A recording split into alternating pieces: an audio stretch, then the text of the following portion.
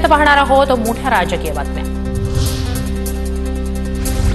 थोरले प्रतापसिंह महाराजांनी स्त्रियांसाठी पहिली शाळा सुरू केली। महात्मा फुलेंनी थोरले प्रतापसिंह महाराजांचं अनुकरण केलं। भाजप खासदार उदयनराजे भोसले यांचं वक्तव्य। उदयनराजेंच्या वक्तव्यानंतर ओबीसी नेते आक्रमक। उदयनराजेंनी नवा शोध लावला। ओबीसी नेते मंगेश ससाणे यांची टीका। उदयनराजेंना स्त्रियांच्या पहिल्या शाळेचे प्रणेते फुले नको आहेत असाही घणाघात। उदयनराजेंकडून इतिहास नव्यानं साजेसा लिहिण्याचा प्रयत्न दुर्दैवी असल्याचंही ससाणेंचं वक्तव्य।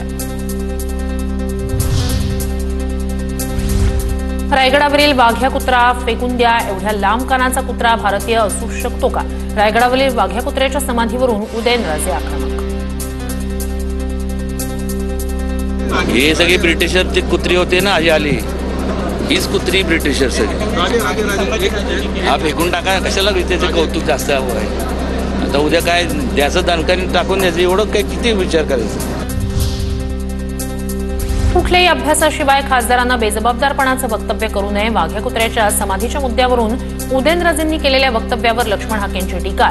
तुम्हाला राजे म्हणतो म्हणजे तुमच्या हातात राज्याचा सातबारा आला का, असाही केला सवाल।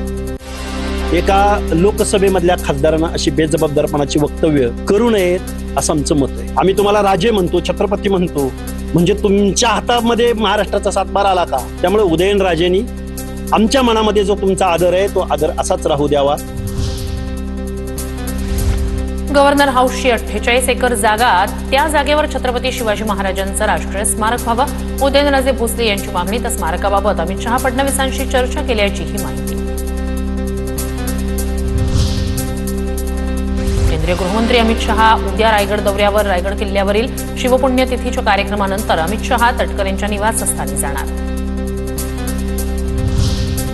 पालकमंत्रीपदासाठी गोगावलेंचं नाव जाहीर होऊ शकतं। पालकमंत्रीपद दिलं नाही तर रायगडमध्ये उठाव होईल। तटकरेंनी रायगडचा जनादेश समजून घ्यावा, महेंद्र दळवींचं वक्तव्य।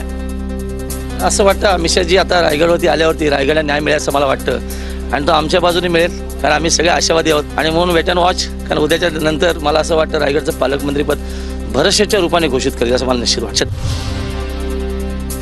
पालकमंत्री नसले तरी रायगड नाशिकमध्ये कामं सुरू। पालकमंत्रीपदाचा तिढा सुटेल, थोडा धीर धरा, अजित पवारांची प्रतिक्रिया। जरी नाशिक रायगडचा तिढा सुटलेला नसला तरी काम चाललेलं आहे, निधी दिलेला आहे, सुटेल, थोडासा धीर धरा, धीरे धीरे। कळंबा कारागृहातील प्रशांत कोरटकरची इनसाइड बातमी TV9 मराठीकडे। जेलमध्ये कोरटकर एकाकी, 12 दिवसात फक्त एकदाच घेतली पत्नीची भेट। कोरटकरला स्वतंत्र बराकीत ठेवल्यानं त्याचा कुणाशीही संपर्क नाही।